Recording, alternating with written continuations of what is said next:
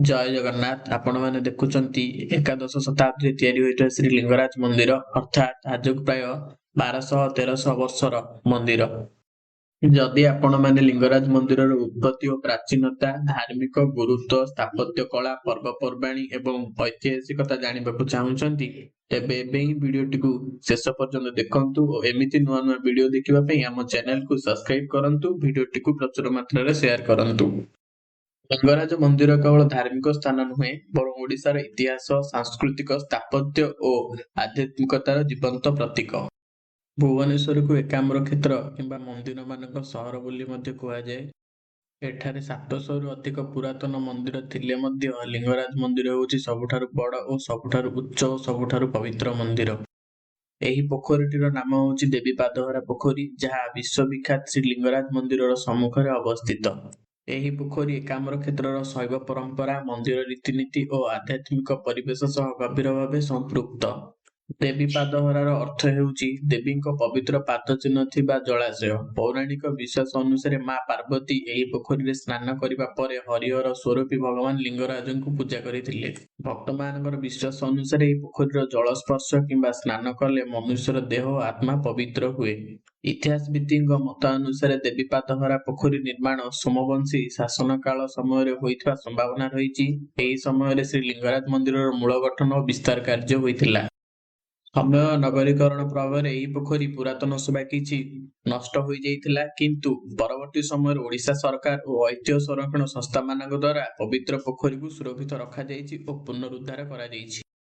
ପୂର୍ବରୁ ଲିଙ୍ଗରାଜ ମନ୍ଦିର ଚତୁଃପାର୍ଶ୍ୱରେ ରହିଥିବା ଦୋକାନ, ପାର୍କିଂ, ଘର ସରକାରଙ୍କ ଦ୍ୱାରା ଉଚ୍ଛେଦ କରିଦିଆଯାଇଛି ଏବଂ ଚତୁଃପାର୍ଶ୍ୱ ବହୁ ସୁନ୍ଦର ଭାବରେ ସଜେଇ ଦିଆଯାଇଛି ଓ କାମ କରାଯାଇଛି, ଯାହାକି ବାହାରୁ ଆସୁଥିବା ଦର୍ଶକମାନଙ୍କ ଓ ପର୍ଯ୍ୟଟକମାନଙ୍କୁ ଆକର୍ଷିତ କରିବ ଓ ମନ୍ଦିରର ଚତୁଃପାର୍ଶ୍ୱ ସୌନ୍ଦର୍ଯ୍ୟମୟ ଦେଖାଯିବ। ଏହି ମନ୍ଦିର ହରିହର ସ୍ୱରୂପୀ ଭଗବାନ ଲିଙ୍ଗରାଜଙ୍କୁ ଉତ୍ସର୍ଗ କରାଯାଇଛି, ଯେଉଁଠି ଶିବ ଅର୍ଥ ହର ଓ ବିଷ୍ଣୁ ଅର୍ଥ ହରି ଏକାମ୍ର ହୋଇଛନ୍ତି। ପୌରାଣିକ କଥା ଅନୁସାରେ ଏହି ଅଞ୍ଚଳ ପୂର୍ବେ ଏକ ଘନ ଆମ୍ବ ଜଙ୍ଗଲ ଥିଲା, ଯାହାକୁ ଏକାମ୍ର ବୋଲି କୁହାଯାଉଥିଲା। ଭଗବାନ ଶିବ ଏଠାରେ ତପସ୍ୟା କରିଥିଲେ ବୋଲି ବିଶ୍ୱାସ ଅଛି। ମା ପାର୍ବତୀ ମଧ୍ୟ ଏଠାରେ ତପ କରି ଶିବଙ୍କୁ ପ୍ରାପ୍ତ କରିଥିଲେ ବୋଲି ବିଶ୍ୱାସ ରହିଛି। ମନ୍ଦିର ନିକଟରେ ଅବସ୍ଥିତ ବିନ୍ଦୁସାଗର ପୋଖରୀରେ ଭାରତର ସମସ୍ତ ପବିତ୍ର ନଦୀ ଜଳ ଥିବା କଥା କୁହାଯାଏ। ଲିଙ୍ଗରାଜଙ୍କୁ ସ୍ୱୟଂଭୂ ଭାବେ ପୂଜା କରାଯାଏ, ଅର୍ଥାତ୍ ନିଜେ ନିଜେ ପ୍ରକଟ ହୋଇଥିବା ଦେବତା ସେ ଅଟନ୍ତି। ଇତିହାସ ଅନୁସାରେ ଲିଙ୍ଗରାଜ ମନ୍ଦିରର ନିର୍ମାଣ ଏକାଦଶ ଶତାବ୍ଦୀ ସମୟରେ ହୋଇଥିଲା। ଏହି ମନ୍ଦିରର ମୂଳ ନିର୍ମାଣ ସୋମବଂଶୀ ରାଜା ଯଯାତି କେଶରୀ କରିଥିଲେ। ପରେ ଗଙ୍ଗବଂଶୀମାନେ ରାଜାମାନେ ଏହାର ବିସ୍ତାର କରିଥିଲେ। ସୋମବଂଶୀମାନେ ଭୁବନେଶ୍ୱରକୁ ତାଙ୍କର ରାଜଧାନୀ ବୋଲି କହି ବଡ଼ ଧାର୍ମିକ ଓ ସାଂସ୍କୃତିକ କେନ୍ଦ୍ର କରିଥିଲେ। ଲିଙ୍ଗରାଜ ମନ୍ଦିର କଳିଙ୍ଗ ଶୈଳୀର ସ୍ଥାପତ୍ୟ କଳାର ଏକ ଅଦ୍ଭୁତ ଉଦାହରଣ। ମନ୍ଦିରର ଉଚ୍ଚତା ପ୍ରାୟ 180 ଫୁଟ। ଏହା ହେଉଛି ମନ୍ଦିରର ପ୍ରଧାନ ଦ୍ୱାର। ଏହାକୁ ସିଂହ ଦ୍ୱାର ବୋଲି କୁହାଯାଏ, କାରଣ ଏଠାରେ ମନ୍ଦିରର ସୁରକ୍ଷା ଓ ଶକ୍ତିର ପ୍ରତୀକ ଭାବେ ସିଂହ ମୂର୍ତ୍ତି ଦେଖା। ସିଂହ ଶକ୍ତି, ସାହସ ଓ ସୁରକ୍ଷାର ପ୍ରତୀକ। ସିଂହଦ୍ୱାର ମାଧ୍ୟମରେ ପ୍ରବେଶ କରିବା ମାନେ ଭକ୍ତଙ୍କର ଆଧ୍ୟାତ୍ମିକତା ଯାତ୍ରା ଆରମ୍ଭ ହୋଇଥାଏ। ଏହି ଦ୍ୱାର ମନ୍ଦିରକୁ ଅଶୁଭ ଶକ୍ତିରୁ ରକ୍ଷା କରେ ବୋଲି ଲୋକକଥା ରହିଛି। ସିଂହଦ୍ୱାର ଉପରେ ଓ ପାର୍ଶ୍ୱରେ ସୂକ୍ଷ୍ମ ପାଥର କାମ ହୋଇଛି। ଦେବଦେବୀ ଓ ପୌରାଣିକ ଚିତ୍ର ହୋଇଛି। କଳିଙ୍ଗ ଶୈଳୀର ଉଚ୍ଚ ଓ ଭବ୍ୟ ଗଠନ ହୋଇଛି।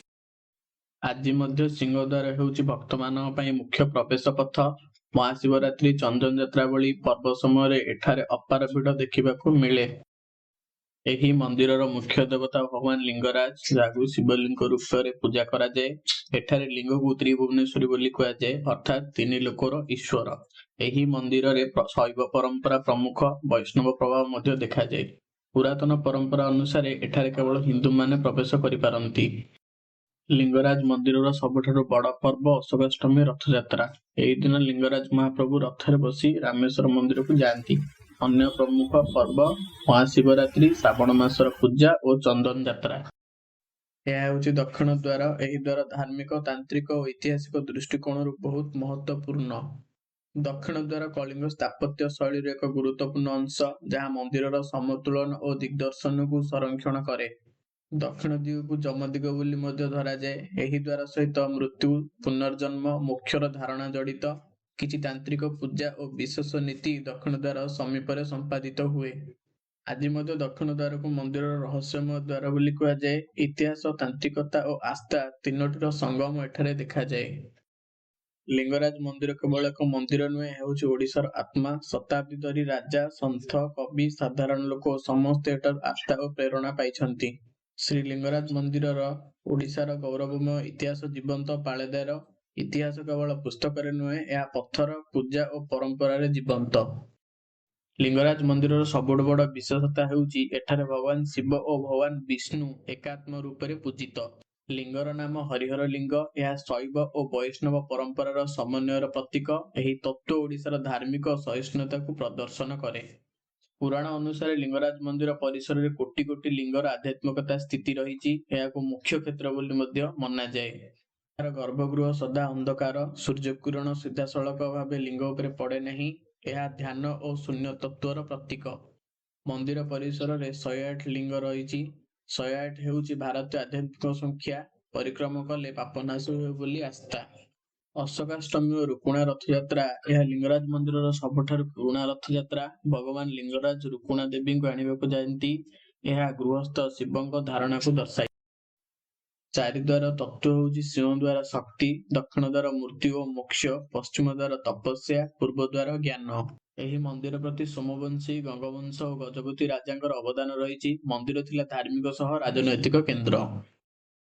ଏମିତି ନୂଆ ନୂଆ ଭିଡ଼ିଓ ଦେଖିବା ପାଇଁ ଆମ ଚ୍ୟାନେଲକୁ ସବସ୍କ୍ରାଇବ କରନ୍ତୁ ଓ ଭିଡ଼ିଓଟି ଯଦି ଭଲ ଲାଗିଛି ଲାଇକ୍ କରନ୍ତୁ, ସେୟାର କରନ୍ତୁ।